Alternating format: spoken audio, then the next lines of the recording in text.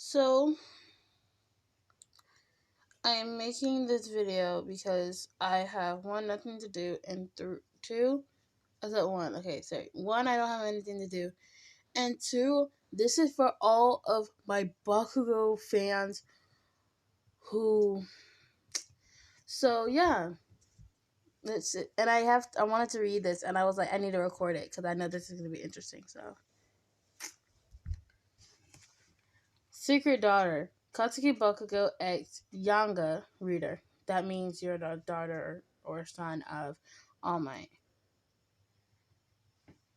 Listener didn't have secrets from her father. They had plenty of secrets from the rest of the world. But they were always honest and open with each other. She was even one of the few who knew that one for all in her father's declining state before his abrupt retirement. Listener Yanga, publicly known as Listener, whatever your last name is, her mother's surname to protect her from those who would want revenge on All Might. Loved and trusted her father just as much as he did. Oh yeah, I forgot to say this beginning. I'm sorry for any background noise. My dog is in my room and she's messing around. They got together every Sunday to eat dinner together after she started living in dorms. It was a tradition to cook a meal and talk about their week. He never really had anything new to add, usually talking about what happened in Teacher's Lounge, but he loved watching her face light up as she told him everything that was happening in her class and with her classmates. It was a relief to have someone she knew she could say anything she wanted to. Why she had felt so miserable the past few weeks.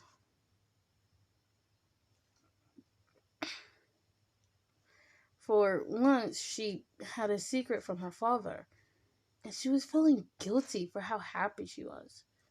So she argued, why not share the happiness with her father?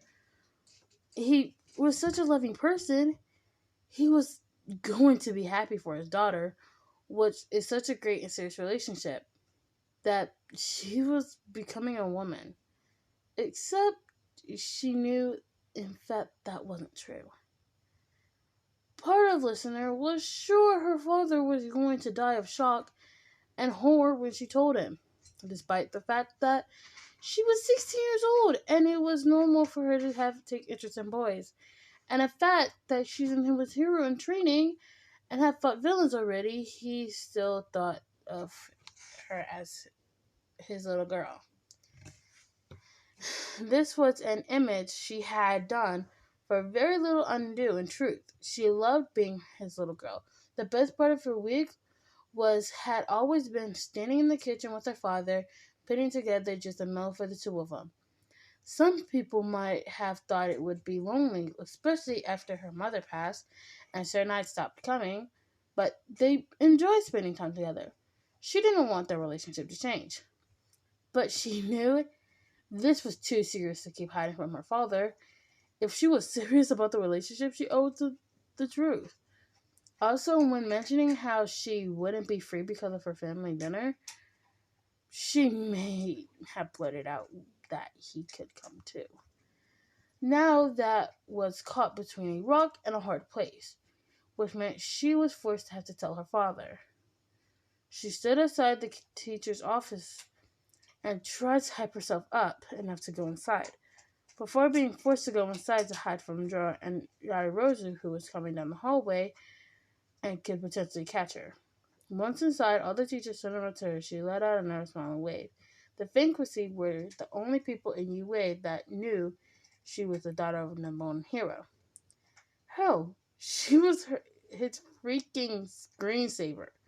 So they eventually turned away from her and went back to work, while she walked over to her father's desk. Suddenly, she wished she had texted him and said, God damn him for raising her to be direct and responsible. Oh, listener, what do I owe you the pleasure? He responded, bending down to pick her up into a tight embrace. With his strength, he had left before having to quickly place her down because of his weakened state. Hey, Papa, she greeted meekly. Is everything okay? He asked, sitting down on his chair but still smiling up at her. You usually don't come to see me during school day. Not that I'm complaining. I love it when you visit me.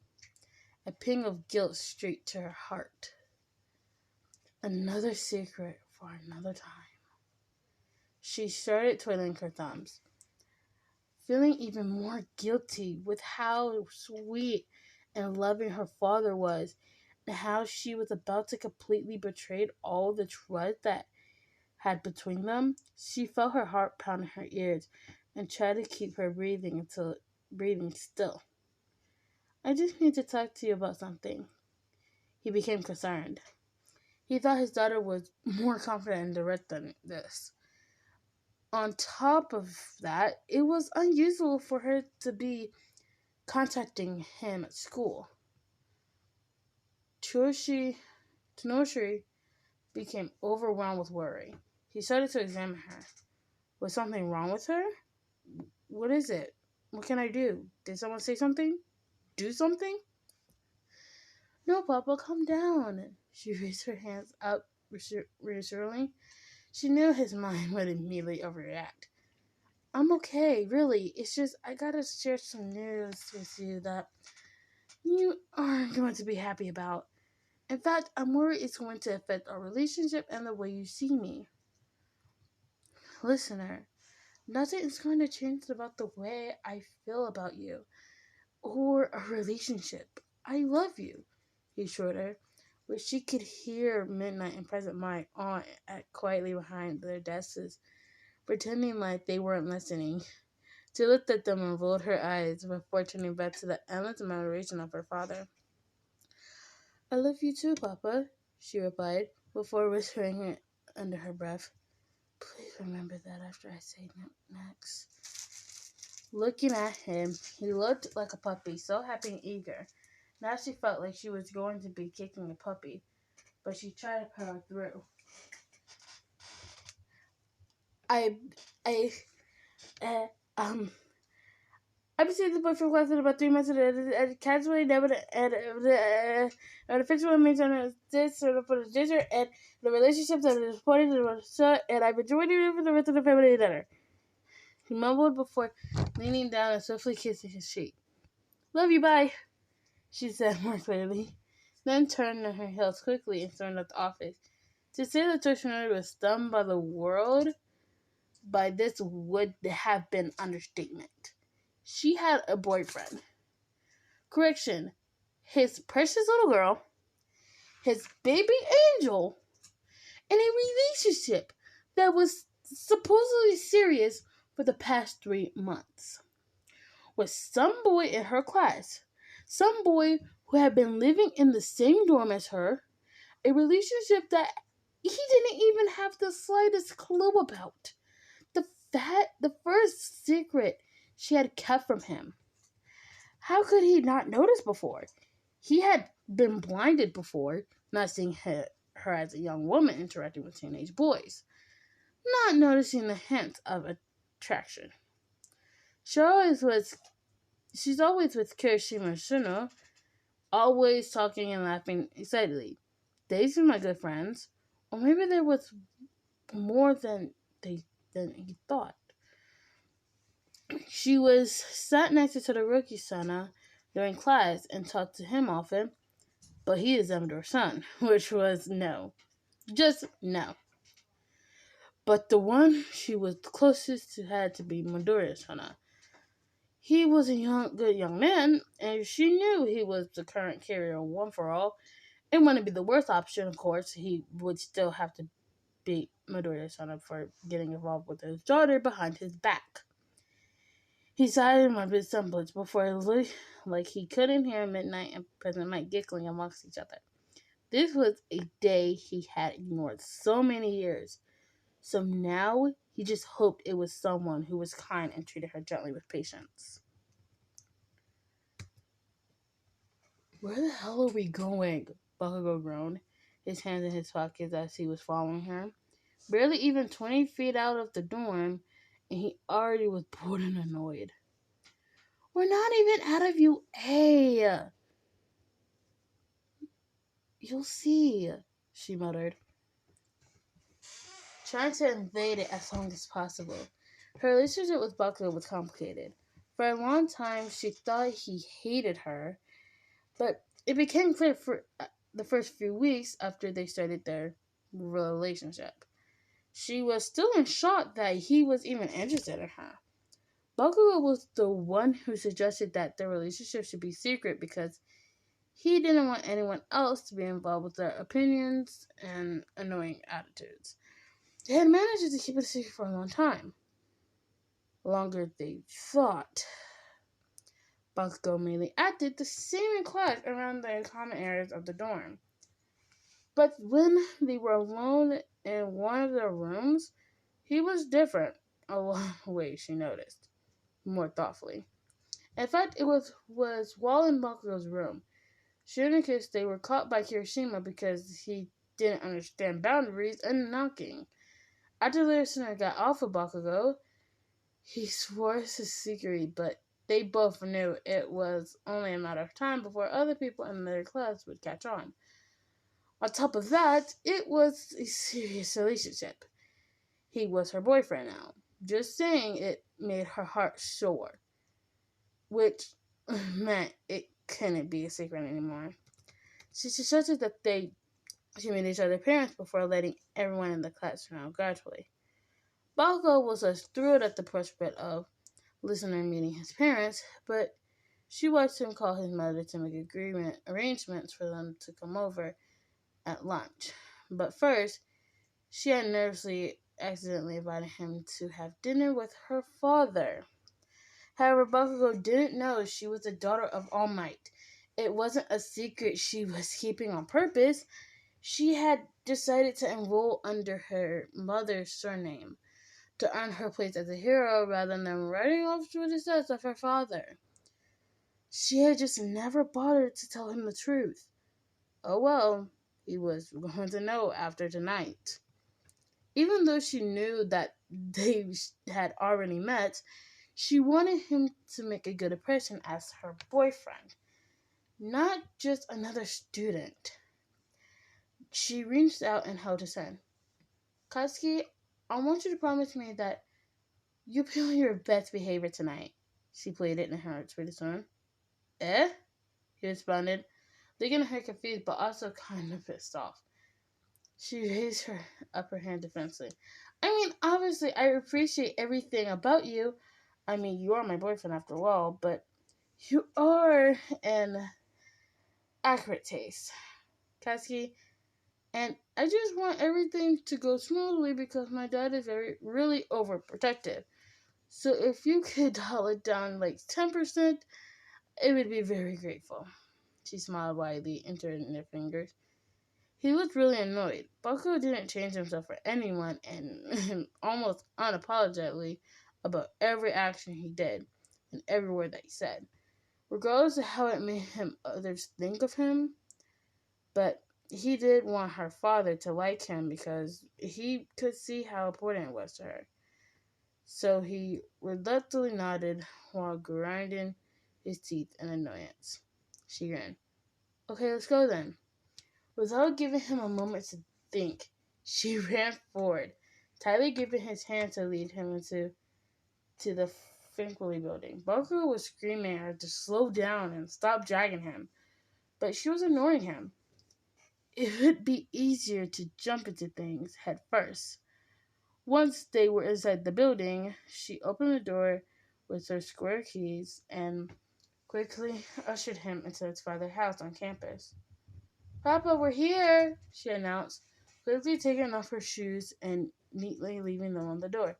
Baku was still confused, looking around, wondering which member of the faculty was her father. At least it wasn't Aizawa. That would have been a nightmare. Listener, a voice called back. Walking down the hallway, Bakugo froze when he heard the voice.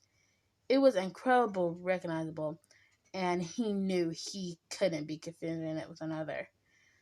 But it was impossible. The two of you looked nothing alike. There was no way the girl he fell for could be related to. All Might? Bakugou Shana?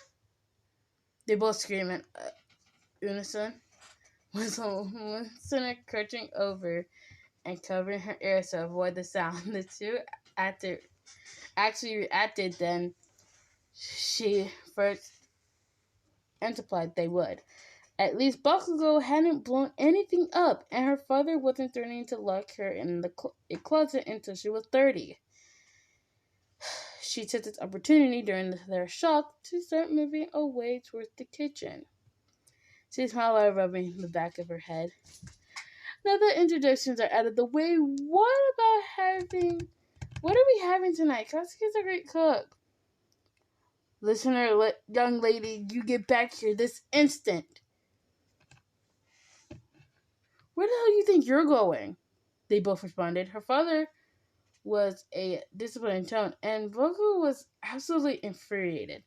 She stopped dead in her tracks, turning to the back of them with a half smile, knowing that this was going to quickly escape from the inevitable. How could you not tell me your father was All Might? How could you not tell me you were dating Bakugou Shana? Stop speaking at the same time as me, Bakugou barked at the former number one hero, clearly frustrated with the whole situation.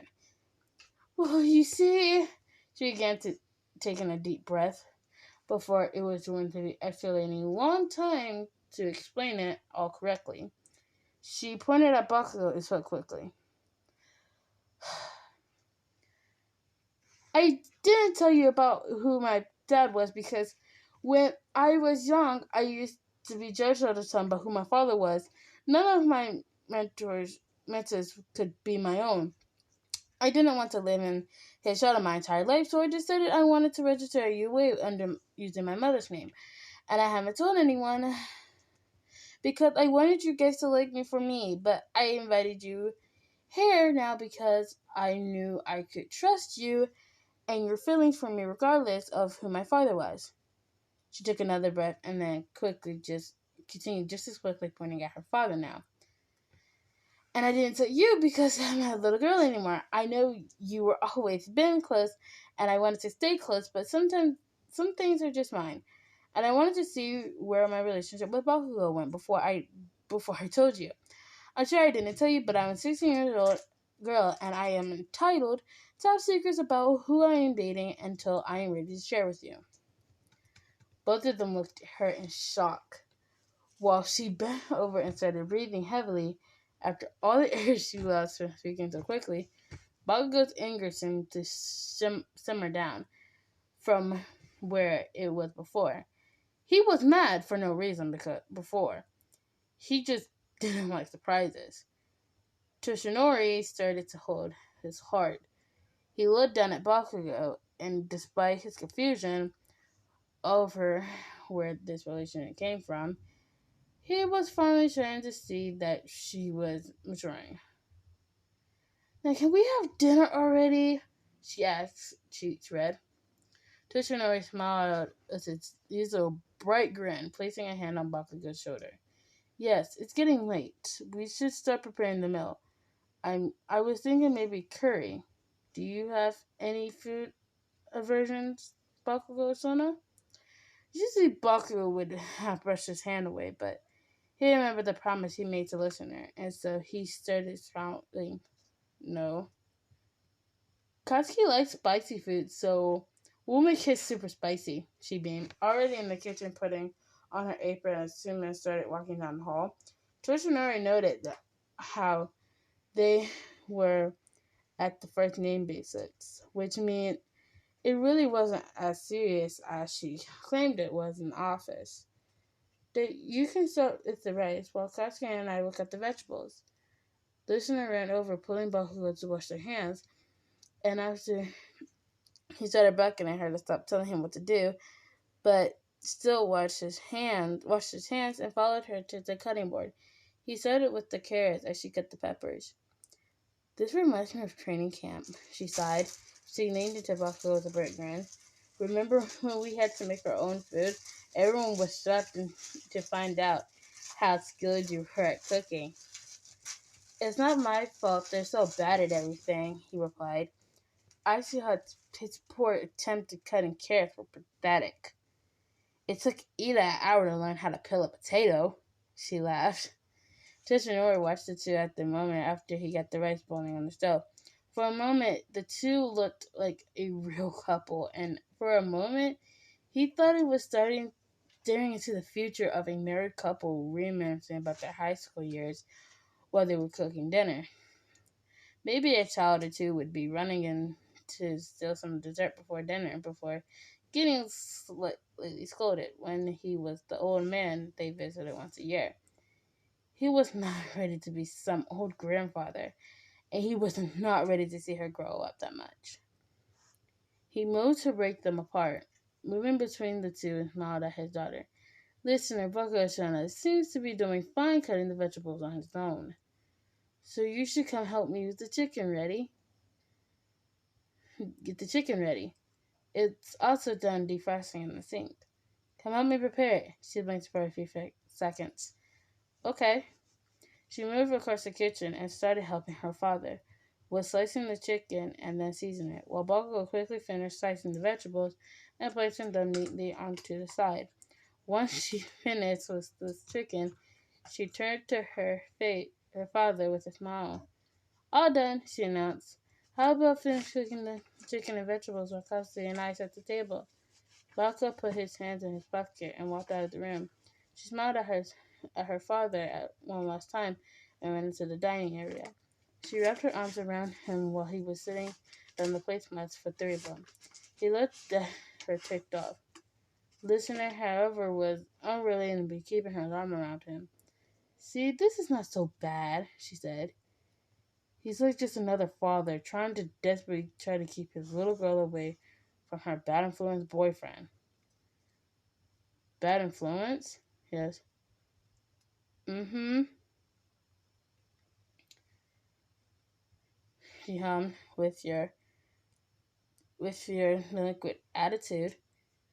Stead's the one who can't keep her hands off of me, he retorted, placing the plates down and refusing to make eye contact with her anymore. She leaned up on him and gave him a quick peck on the cheeks. I'm just proud of how you're behaving. Even if you don't win him over, you've won me over for sure. Like it was hard, he replied, leaning down to meet her lips. Mm-hmm. Toshinori's fate cleared his throat to get her attention, which got them to separate quickly, with both of their faces red with embarrassment, and quickly finishing setting the table as they were supposed to be rather than flirting, as he brought the food out and sat it down on the table for dinner. Listener quickly ran back to the kitchen and brought back hot sauce for Koski and sat it between the two, before preparing to have dinner. After a dinner where listener guided the conversation primarily, knowing that Bakugou wasn't much of a talker, so she mostly talked about her day and what Kaminari and Kirishima got into at school, and the new dance move that Mina had taught her. Once dinner was over, she had to force her father to take it easily and let her Bakugou clear the tables and wash the dishes. He murmured out before he murmured, but he went along with her and made sure the dishes were absolutely spotless before they prepared to leave back to the dorm to get some rest. Listener wrapped her arms around her father as best as she could.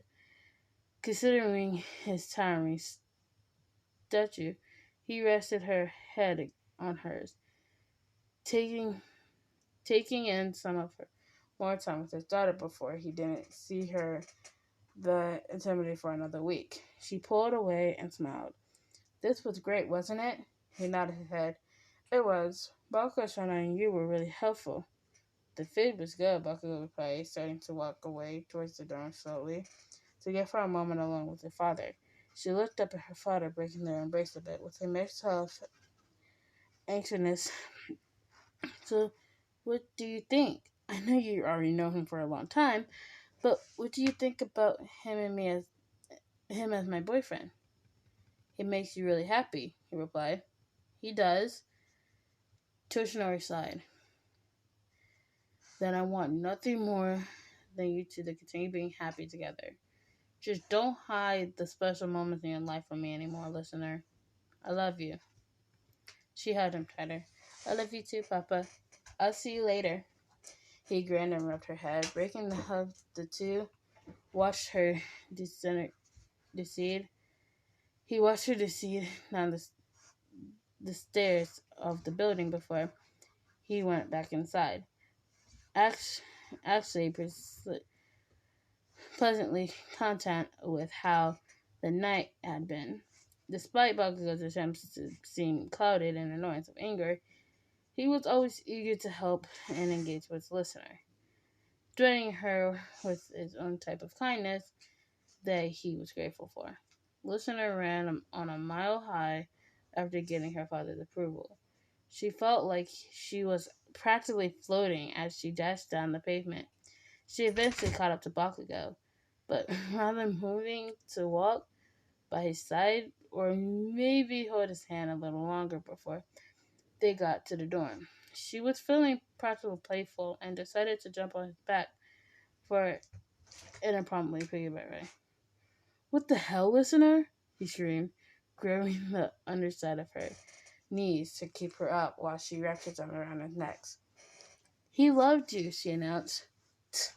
Why am I so shocked? He retorted. I got you, didn't I? Yes, you did, she replied joyfully, kissing his cheeks like 100 times, which caused him to nearly drop them both into a bush as he struggled to walk straight.